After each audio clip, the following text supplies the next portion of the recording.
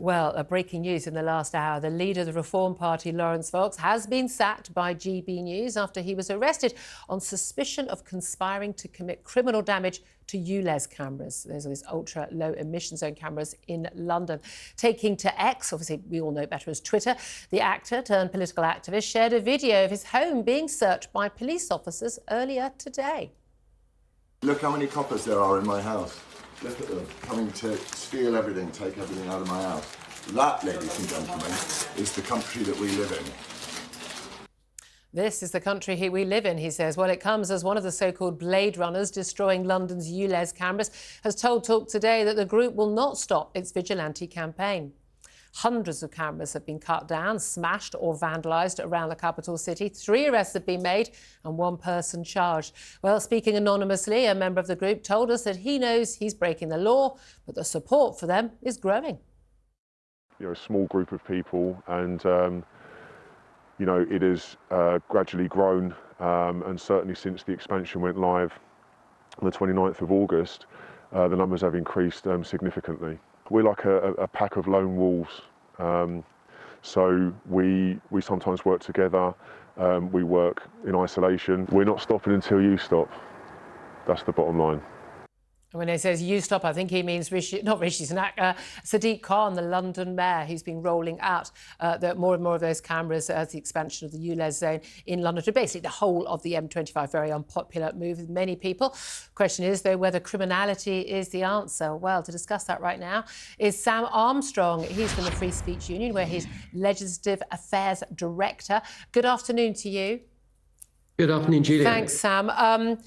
Let's just talk first about this arrest. Obviously, Laurence Fox put the police search of his, what looks like, by the way, very lovely home on camera. He wanted people to see.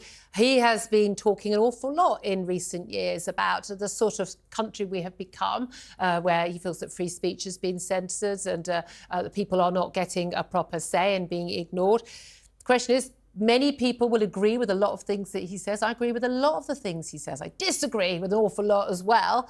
Very happy to publicly praise or criticise him as I see fit.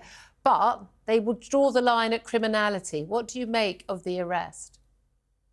Well, I think Laurence Fox's words last night or whatever it was this week were slightly misjudged, to say the least. He did not need to go into quite the level of what he was saying to say he would join them on the streets. He had his own angle grinder. I can see why the police would begin to think that that probably crosses the line into support or participation or a promise of participation in what is a crime. And, I don't like Ulez any more than the next guy, but I understand the police have to arrest those who they catch chopping down these cameras. But, and it's a big but, Julia, there are other celebrities that endorsed criminality openly. They did so when Extinction Rebellion and Just Stop Oil were on the streets. They said, I will be out there. I will go out there and join them in disrupting a highway, obstructing a highway, causing a public nuisance.